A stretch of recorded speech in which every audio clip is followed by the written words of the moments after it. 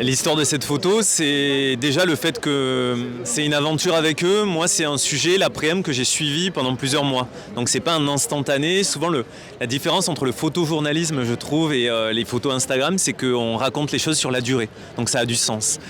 Et donc cette aventure de l'après-midi, en fait, en plein milieu au début du confinement, même plus tôt, il y a une bande de mecs super inspirés qui sont d'anciens salariés de ce McDo en faillite, plus des associatifs qui décident de transformer un McDo donc en faillite en plateforme solidaire d'alimentation parce que les habitants des quartiers nord ont plus de taf et que les gens ont littéralement faim en fait.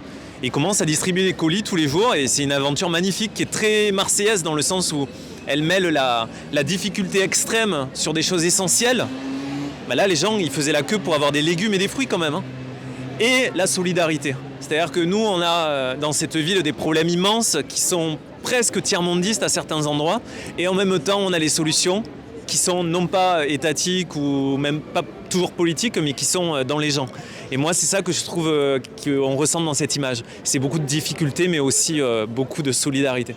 On est submergé d'images depuis quelques années, mais ce qui manque, c'est des images qui ont du sens finalement. Le journalisme, c'est avant tout le temps qu'on passe avec les gens et le temps nous permet de les raconter au plus juste. Et c'est comme ça qu'on va pouvoir rapprocher non seulement les journalistes du public, et ne pas avoir ces failles et cette défiance, mais aussi c'est comme ça qu'on rapproche les gens entre eux. Et on a beaucoup besoin, en ce moment particulièrement, de faire du lien entre les gens, vraiment.